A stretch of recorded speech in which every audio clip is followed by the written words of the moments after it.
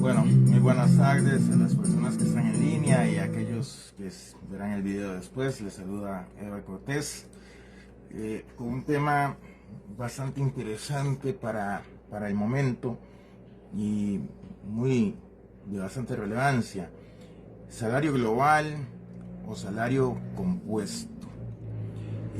Es un tema que anda dando vueltas ahí en varios gobiernos locales, en las universidades públicas, que creo que todavía no han aprobado el salario global. Me parece que el Poder Judicial tampoco lo ha hecho. Creo que la Caja Costarricense del Seguro Social tampoco lo ha hecho.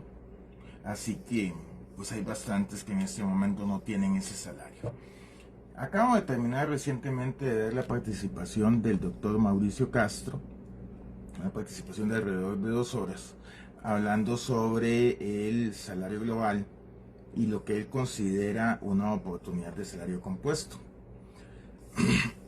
Me veo obligado, desde el derecho constitucional, a hacer una pequeña observación a lo que dice el doctor Castro, que me parece que es la parte en donde no se dice totalmente la verdad. Vamos a hacer un pequeño repaso de lo que el doctor dice, en la parte que es totalmente correcta y en donde es que se nos desvía un poco. Si ustedes hacen una búsqueda en Nexus, la Sala Constitucional, en la resolución 19.511 del año 2018, dijo lo siguiente: no es inconstitucional un artículo que se estaba revisando, en específico el 55, siempre y cuando se entienda que esta disposición no se aplica a los empleados del sector público que válidamente pueden celebrar convenciones colectivas de acuerdo con la Constitución y la ley. En este último caso, sin perjuicio de los controles de legalidad y de constitucionalidad sobre el resultado de la negociación, en atención a los principios de razonabilidad, proporcionalidad y el buen uso y manejo de los fondos públicos. Y luego viene y dice la sala en relación a una obligación de denunciar las convenciones colectivas, que debería interpretarse que cada jerarca de las entidades públicas tenían la potestad de denunciar o no la respectiva convención colectiva. Esto lo dice la Sala Constitucional desde el año 2018. Entonces, el discurso del estimable doctor va siempre en la línea de decir: ya hay un precedente de la Sala Constitucional desde el año del 2018, para ser muy exactos, desde noviembre del 2018, en donde se le dice a los servidores públicos: miren, ustedes pueden negociar convenciones colectivas, ustedes negocien lo que quieran en esas convenciones colectivas, siempre y tanto se apeguen a los principios de razonabilidad, proporcionalidad y buen uso y manejo de fondos públicos. Y en última instancia será la Sala Constitucional la que definirá si eso es constitucional o no.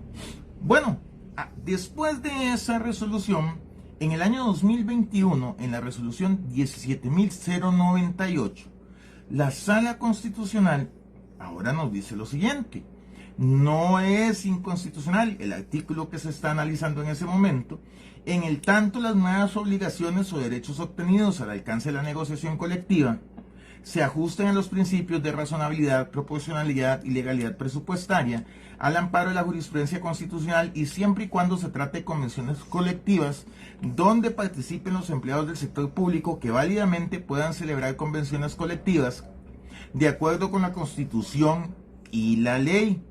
Y luego viene y nos dice nuevamente que debe interpretarse que cada jerarca de las instituciones públicas tiene la potestad de denunciar o no la respectiva convención colectiva.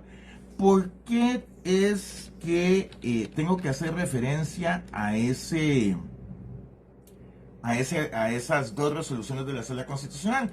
Porque efectivamente son las 2 resoluciones de la Sala Constitucional que el doctor Mauricio Castro anda explicándole a las personas. Hoy introdujo algo que es cierto, pero no es cierto en este caso. El doctor Castro preguntó a su auditorio: ¿quién puede desobedecer de las órdenes de la Sala Constitucional? Obviamente la respuesta fue: nadie puede, salvo ella misma, porque no son vinculantes para sí misma. Eso es cierto, pero es cierto solamente en parte, ¿Por qué es solamente cierto en parte? Porque recordemos que la Sala Constitucional, sus sentencias son erga omnes en el caso de los recursos de amparo, por ejemplo. Sus sentencias tienen efectos ex nunc o ex tunc, o sea, hacia atrás o hacia adelante, en las acciones de inconstitucionalidad cuando sacan una norma del sistema jurídico costarricense o cuando le dan una interpretación conforme. Entonces ahí también lo que la sala dice es de acatamiento obligatorio para quienes utilizan ese instrumento jurídico y para todas las personas en general. Pero las dos resoluciones que yo acabo de leer así por encima, la 19.511 del 2018 y la 17.098 del 2021, tienen una particularidad, que es la que me parece que el doctor Castro no le dice a sus interlocutores y que debería, que es que no son ni un recurso de amparo resuelto, ni son una acción de inconstitucionalidad resuelta, sino que son consultas constitucionales hechas al amparo de la ley de la jurisdicción constitucional. No vamos a entrar a analizar qué tipo de consultas fueron, simple y sencillamente son consultas. ¿Y qué dice la ley de la jurisdicción constitucional sobre las resoluciones que la sala da en carácter de consultante? La misma ley dice, la sala evacuará, artículo 101 de la ley de la jurisdicción constitucional, la sala evacuará la consulta dentro del mes siguiente a su recibo y al hacerlo dictaminará sobre los aspectos y motivos consultados o sobre cualesquiera otros que considere relevantes desde el punto de vista constitucional. El dictamen de la sala solo será vinculante en cuanto establezca la existencia de trámites inconstitucionales del proyecto consultado. O sea, si yo le mandé a preguntar a la sala constitucional A, B o C y me dice todo esto es inconstitucional, que es justamente lo que pasó en la resolución 17.098, las asambleas legislativas están en la obligación de hacer las reformas para subsanar esta inconstitucionalidad. Pero sigue diciendo, el dictamen solo será vinculante en cuanto a eso y en todo caso el dictamen no precluye la posibilidad de que posteriormente la norma o normas cuestionadas puedan ser impugnadas por la vía de control de constitucionalidad. O sea, que estas resoluciones, las dos que yo cité, que son las dos mismas que cita el doctor Castro para sostener su posición del salario compuesto, esas dos resoluciones no tienen la fuerza que él le está diciendo a sus interlocutores. Con todo el respeto que le tengo, no la tiene. Y lo que hay que decirle a las personas es que desde el 2018, la Sala Constitucional, al analizar leyes de la República, que, y concuerdo con él, evidentemente reducen el núcleo esencial, indisponible, por cierto, de la negociación colectiva, en ese caso, la Sala ha dicho esas leyes, esas normas no se entienden inconstitucional siempre que se interpreten de esta forma. Pero eso que la sala ha dicho, y esto tiene que quedarles muy claro, no es vinculante ni para los consejos municipales, ni para las juntas directivas, ni para los consejos de rectores, ni para el Ministerio de Trabajo, ni para la Procuraduría, ni para la Contraloría. No porque quieran desconocer lo que dice la Sala Constitucional, sino porque simple y sencillamente la ley de la jurisdicción constitucional no le da ese carácter de vinculancia a lo dicho por la Sala Constitucional. Ahora bien, vienen entonces las dos posiciones que más o menos andan dentro del régimen municipal. Aquellos que al 10 de septiembre del año 2023, acorde al artículo 35 de la ley, del reglamento de la Ley Marco de Empleo Público, aprobaron la escala de salarios globales. Y aquellos que no lo hicieron. ¿Qué pasa con aquellos que no lo hicieron? Bueno, el artículo 35 de la Ley 10.159 dice taxativamente: régimen salarial unificado para todo el servicio público. Todas las instituciones del sector público se incluirán en este régimen salarial unificado basado en las columnas de salario global. Todas las personas servidoras públicas serán remuneradas de acuerdo con esta ley, incluidos los servidores actuales. Punto. No hay de otra. No hay para dónde coger. El artículo 35 de la ley 10.159 es muy claro. Ahora bien, la posición del doctor Castro es la siguiente. Siendo que el artículo 62 constitucional me permite la negociación colectiva y siendo que la negociación colectiva es un derecho supraconstitucional, es un derecho humano que forma parte o es componente del derecho a la libertad sindical, podemos, según su posición, venir y decir no vamos a acoger el salario global en español para que quede más claro. No le voy a hacer caso al artículo 35 de la ley 10.159. Voy a desaplicar la ley, porque creo que tiene que ser así, y voy a acogerme al 62 constitucional para hacer una negociación colectiva salarial. ¿Es esto posible? No. ¿Porque yo lo digo? No. Porque lo dice la ley en su artículo 43. Y el artículo 43 dice que mediante negociación colectiva no se puede negociar salarios o remuneraciones. Punto. ¿Me parece inconstitucional ese artículo? Totalmente. ¿Solo a mí me parece inconstitucional? No. A la sala también le pareció inconstitucional si se entendía taxativamente y por eso sacó la opinión consultiva 17098. Pero hasta que la sala constitucional no me lo coloque en una acción de inconstitucionalidad, en donde me diga, ese artículo no es inconstitucional si se entiende de la siguiente forma, ese artículo es de acatamiento obligatorio. ¿Porque lo digo yo? No, porque lo dice el artículo 129 de la Constitución Política, que establece que las leyes entran a regir a partir del momento que ellas indican o 10 días después de haber sido publicados en la Gaceta. Entonces,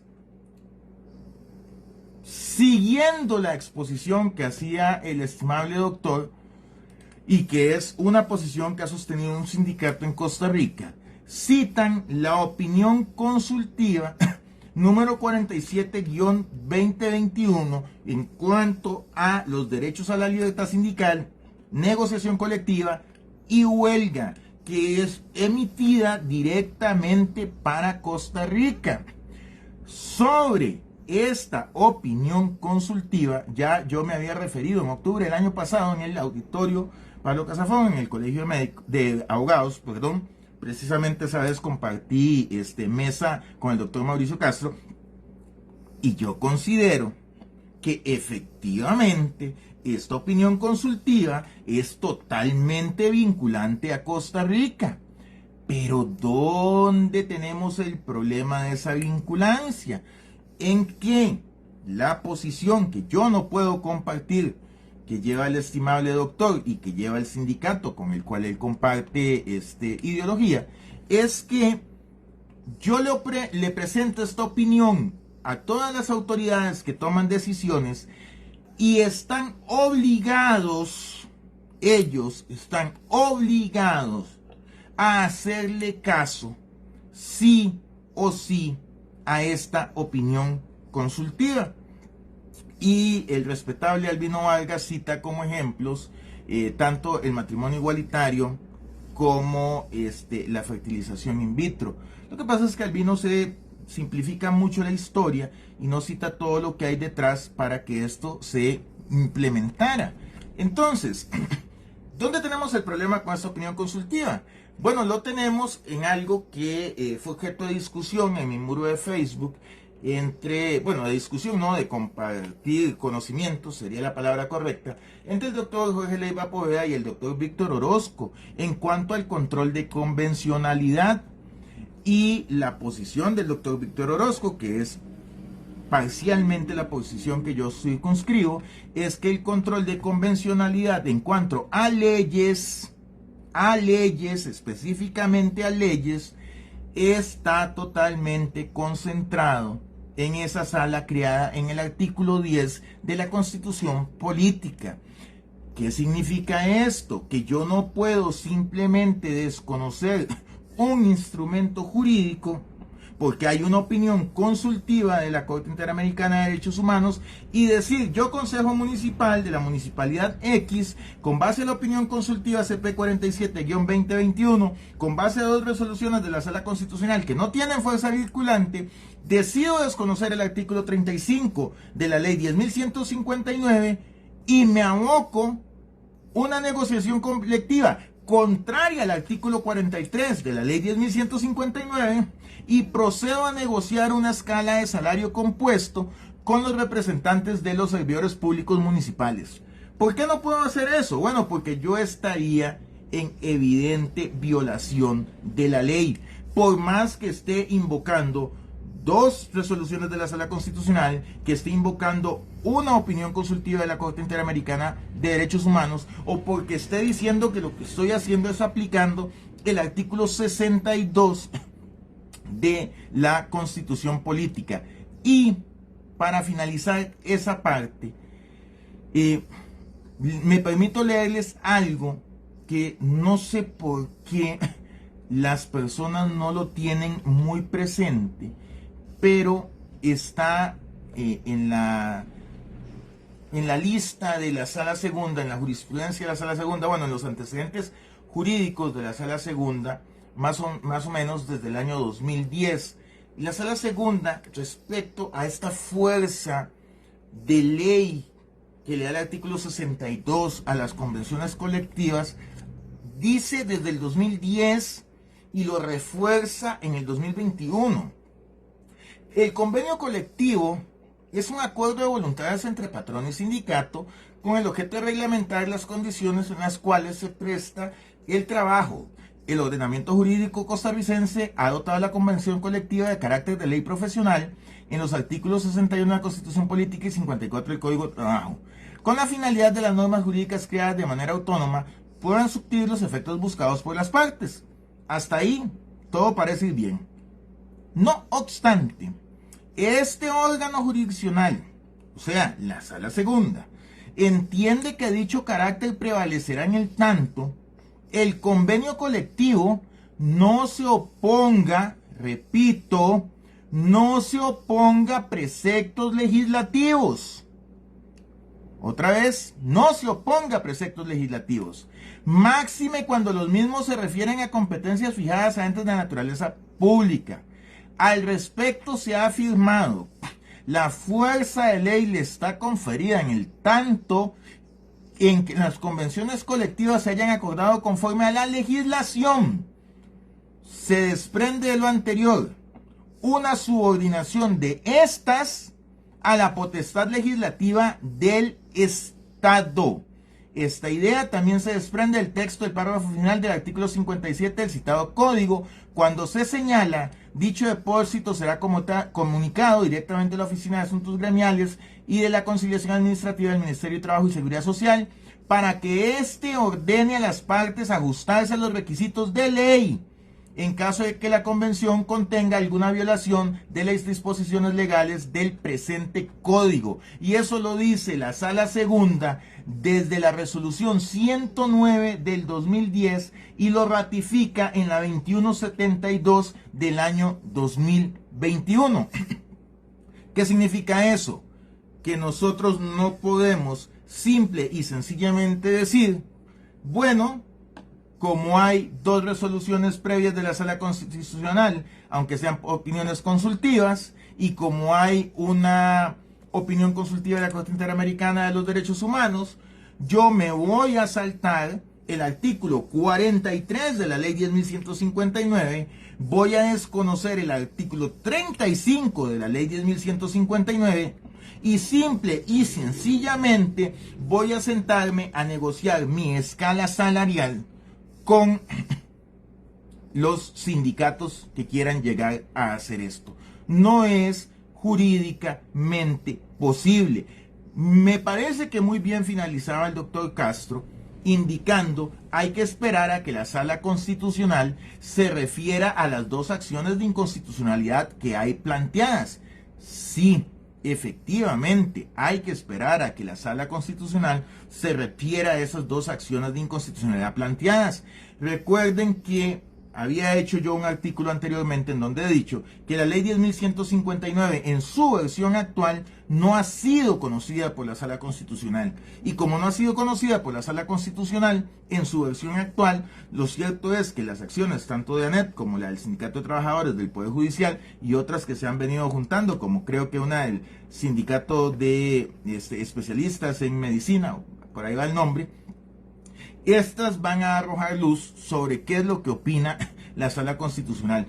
Lo que sí puedo decirles, a pesar de no ostentar un título de doctor, como sí lo tiene el doctor Castro, y no ser catedrático, casi catedrático en la UCR, como él sí lo es que las dos resoluciones que él cita no son de acatamiento obligatorio para nadie, para absolutamente nadie, porque son opiniones consultivas realizadas a la Sala Constitucional.